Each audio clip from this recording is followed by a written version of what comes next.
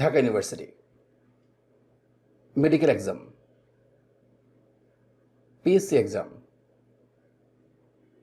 Bank exam এবং BCS.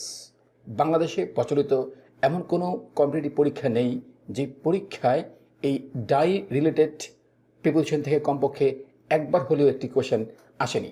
বাংলাদেশের সকল কম্পিটিটিভ পরীক্ষার পরিসংখ্যান হিসেব করলে দেখা যাবে এই ডাই থেকে শতবার প্রিপোজিশন রিপিট করা হয়েছে।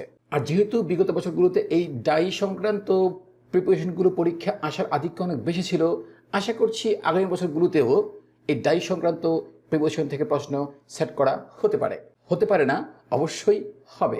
আর সেই তাগিদ থেকে আপনাদের সাথে নিয়ে আজকে আমরা ডাই এর মূল রহস্য উদ্ঘাটন করব। আমরা দেখব ডাইয়ের সাথে কোন কোন প্রিপোজিশন বসতে পারে এবং ডাইয়ের সাথে ভিন্ন ভিন্ন প্রিপোজিশন বসার ফলে এর অর্থ কতটা ভেরি করতে পারে। চলুন শুরু করছি।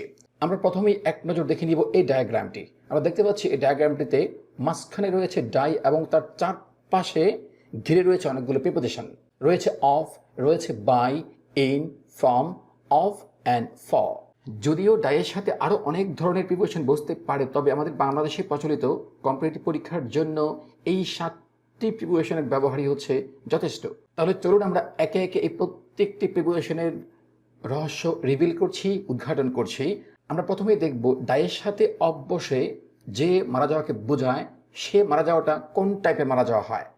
এক্স্যাক্টলি ডাইয়ের সাথে অফ বসলে আমরা বুঝি যে যদি কেউ অসুস্থতায় কিংবা রোগে মারা যায় তখন কি বসে, ডাইয়ের সাথে অফ বসে। এবং এই ডাইয়ের সাথে অফ এইটি আমাদের বিভিন্ন পরীক্ষায় এতবার এসেছে যেগুলো এখানে সবগুলো এক্সাম্পল দেওয়া সম্ভব না, তবে সেগুলোর ভেতর থেকে গুটি কয়েক এক্সাম্পল আমরা এখানে দেওয়ার চেষ্টা করছি। যেমন রয়েছে the old man died of cancer, এটি এসেছে পিএসসি জব এক্সামের মধ্যে। তারপর রয়েছে the boy died of dengue, এটি এসেছে জাতীয় কবি কাজী নজরুল ইসলাম বিশ্ববিদ্যালয় ভর্তি পরীক্ষায়। তারপর রয়েছে হি ডাইড অফ ইলনেস, এটি এসেছে ঢাকা ইউনিভার্সিটির অধীনে 7 কলেজের ভর্তি পরীক্ষায়। তারপর রয়েছে হি ডাইড অফ ফেভার, এটি এসেছে রাজশাহী ইউনিভার্সিটি ভর্তি পরীক্ষায়। এছাড়াও ডাই অফ আরও বিভিন্ন পরীক্ষায় বিভিন্নভাবে এসেছে। সুতরাং আপনারা বা তোমরা যারা বিভিন্ন বই থেকে এই প্রিপোজিশন পড়াশোনা করছো বা প্র্যাকটিস করছো তারা জানো যে ডাই অফের অনেক প্রশ্ন অনেকবার রিপিট হয়েছে।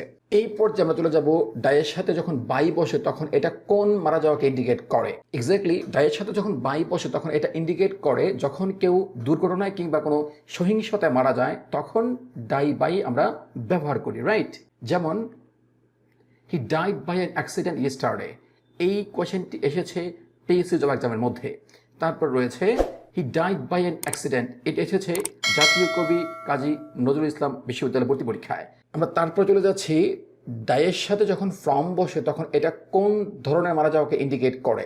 এক্স্যাক্টলি এটি ইন্ডিকেট করে যখন কেউ অতিরিক্ত খায় কিংবা না খায় অর্থাৎ দুর্ভিক্ষ মারা যায় বা কেউ যখন উপোস করে মারা যায় তখন ডাইয়ের পরে ফ্রম ব্যবহৃত হয়। যেমন he unfortunately died from overtaking or over eating, যেমনটা দেখা যাচ্ছে এটিও পিএসসি জব এক্সামে এসেছে।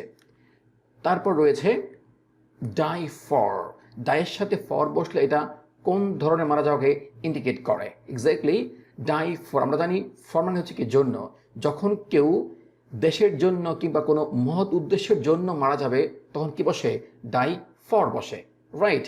যেমন he died for his country, সে তার দেশের জন্য মারা গিয়েছে। এই কোয়েশ্চেনটি এসেছে মেডিকেল অ্যাডমিশন টেস্টে 16-17 সালে।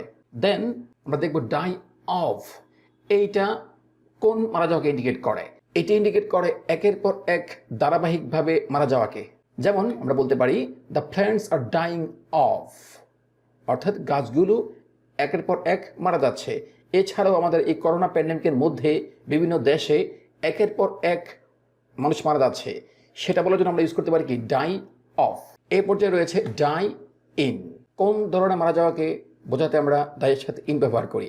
এক্স্যাক্টলি যখন কেউ কোনো অবস্থায় মারা যায়, এটা হতে পারে ঘুমন্ত অবস্থায়, হতে পারে শান্তিতে থাকা অবস্থায়, হতে পারে অশান্তিতে থাকা অবস্থায়, কিংবা কোনো কাজে থাকা অবস্থায়, কিংবা যুদ্ধে থাকা অবস্থায়, কিংবা গরিব থাকা অবস্থায় যখন কেউ মারা যাবে তখন ডাইয়ের সাথে ইন ব্যবহৃত হয়। যেমন হি ডাইড ইন হার্নেস, সে কাজ করতে করতে মারা গিয়েছে, এটি এসেছে 23তম বিসিএসে। এই পর্যায়ে আমরা কিছু কোয়েশ্চেনের অ্যান্সার দিচ্ছি, যেমন এখানে রয়েছে হি ডাইড ড্যাশ ইলনেস, অপশনে রয়েছে of illness, on illness, by illness and with illness. এখান থেকে কোনটা হবে অ্যান্সার? যেহেতু আমরা একটু আগে জেনেছি যে যখন কেউ কোনো অসুস্থতা কিংবা কোনো রোগে মারা যায় তখন কি বসে? অফ বসে। এখানে ইলনেস মানে কি?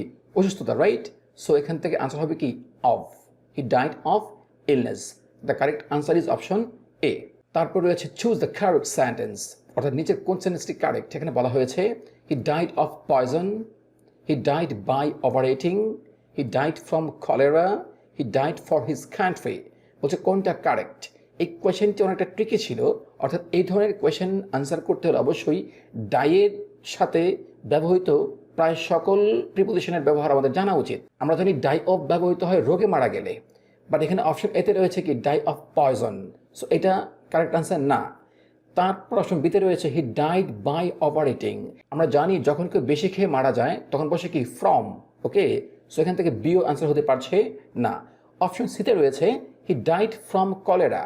কলেরা হচ্ছে একটা রোগের নাম, যখন কেউ রোগে মারা যায় তখন ডায়ের পরে কি বসে? অফ বসে। এক্স্যাক্টলি। সো এখান থেকে সিও আনসার হচ্ছে না। সো এ হচ্ছে না, বি হচ্ছে না, সি হচ্ছে না। এবার ডি অ্যান্সার হলেও আনসার, না হলেও answer. Then the next question. He unfortunately died dash overtaking or overeating, যে কোনো কিছু একটা হবে এখানে।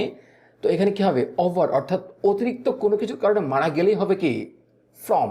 ওকে, so he unfortunately died from overeating or overtaking. The correct answer is option D from here. The next MCQ is one of my uncles died dash malaria. এখানে malaria হচ্ছে একটা রোগের নাম, যেহেতু এখানে রোগকে ইন্ডিকেট করছে of course we should use here of. So the correct answer is option D from here, of. তারপর রয়েছে he died dash harness, অর্থাৎ সে কাজ করতে করতে মারা গিয়েছে। যখন কেউ কোনো অবস্থায় মারা যায় তখন কি বসে? ইন বসে। he died in harness. আর সেই সাথে সাথে আজকের ভিডিওটি এ পর্যন্ত। দেখা হচ্ছে সবার সাথে পরবর্তী কোনো ভিডিওতে। সে পর্যন্ত প্রত্যেকে ভালো থাকুন, সুস্থ থাকুন এবং ইংলিশ শেখার জন্য ইনস অ্যান্ড আর্টস অফ ইংলিশের সাথেই থাকুন। টাটা।